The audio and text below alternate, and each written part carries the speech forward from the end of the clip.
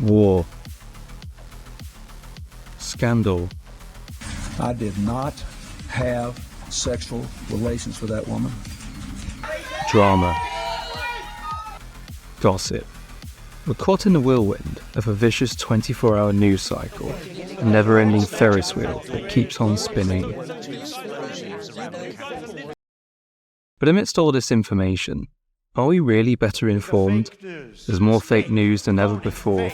Trust in media and public institutions is at an all-time low, and political discourse is raging with diametrically opposed worldviews. In Trust Me Online, Ryan Holiday explains how the news is manipulated to serve the interests of companies, politicians, the rich, the famous, the powerful. Now, before we go any further, this is not a conspiracy theory about the Rothschilds, the 1%, or some secret society. I don't like them putting chemicals in the water that turn the friggin' frogs gay. We're rather simply stating the economic incentives to produce news the way we know it. So here's what I learned from Trust Me Online. Clicks equals money. Back in the day, a newspaper only made money if you parted with some hard-earned coins at the newsstand and bought a paper. The more outlandish the headline, the more likely you were to buy a copy. The newspaper mentioned war, sex scandal, shocking murder, etc. It's obviously going to sell better than leading a headline on planning permission reforms. This has evolved into internet news today, where the main source of revenue is from clicks on the article. Once again, the same principle of a bold, high-stakes headline is enticing. It draws us in to find out what's going on. Articles will have a headline with a leading question to entice readers to click and find out the answer. Did Obama have a gay affair? Are we heading for World War III? Is the royal family racist? They'll leave you on a cliffhanger. You won't believe how Kanye West responded to his haters. She wore this to the awards ceremony. President has a message for China. So if you want to know, you'll click.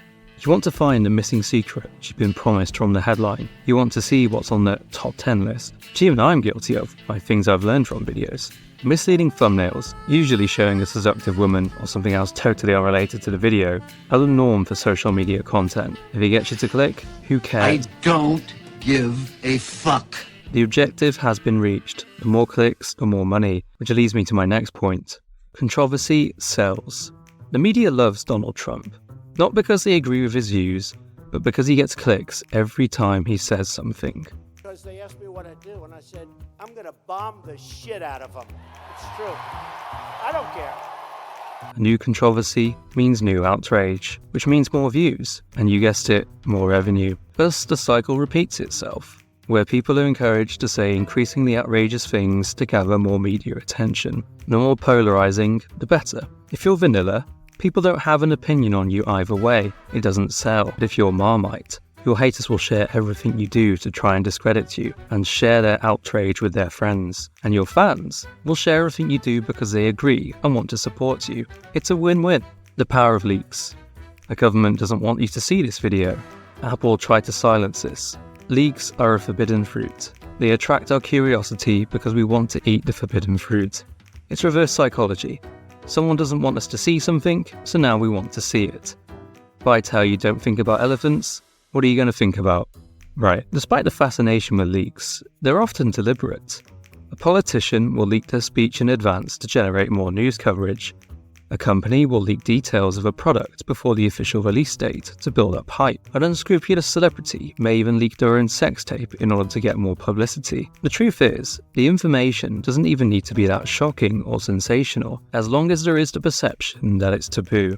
Exactly the same information released in a press conference could go unnoticed, and yet send the same story to a news outlet and claim it's a leak. It will go from one end of the internet to the other in order to defy the apparent attempt of a cover-up. The lifespan of content. Most of the content we consume has been produced within the last 24 hours and will likely no longer be relevant in another 24 hours. The Lindy effect states that non-perishable things will likely last as long as it's already existed.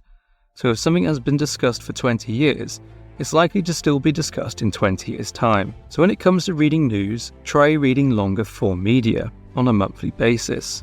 If it's still relevant a month after it happened, it's probably worth your time reading, rather than something which is here today and gone tomorrow. Longer form media often gives a more considered analysis, where the journalist has had time to research the facts more thoroughly, rather than spitting out a 300-word article as fast as possible. Echo chambers. The algorithm shows us what we want to see. If you like cats, it's going to show you more cats. It's not going to show more dogs for the sake of balance. It's the same with news. If you lean liberal, you will see increasingly liberal media. If you're conservative, you'll see more conservative material. We get trapped in our own echo chambers, where we are exposed to the same perspective and reinforced in our beliefs. It starts to feel that everyone around us thinks the way we do. But this is detached from reality. If you're a conservative, try reading The Guardian every now and then. If you're liberal, pick up a copy of The Times. This is easier said than done. We don't like to see content we don't agree with, but it's vital in order to inoculate a rational mind against living in an ideological echo chamber. Vested interests. Journalists don't bite the hand that feeds them. Take a look at the ownership of a media outlet and see how it affects their reporting. Everyone has vested interests to protect. It could be to give a favourable impression of a company or a country. Al Jazeera is not going to highlight human rights abuses in Qatar. Fox News is not going to throw Rupert Murdoch under the bus. CNN is not going to deliver the same level of scrutiny to President Biden as they did to President Trump. Having an incentive to make you feel in a certain way does not mean that the reporting is necessarily untrue, but it's something you always need to take into consideration. Why might an outlet take a certain stance? What do they have to gain, or what do they have to lose? Fake news often spreads faster than the truth because it can be more interesting, more shocking, more sensationalist, which means it gets shared more. The result is, it's an uphill battle to get to the truth, and so we've got to stay on our toes if we're not going to be fooled. Thanks for watching. If you enjoyed the video, please hit the subscribe button. See you soon.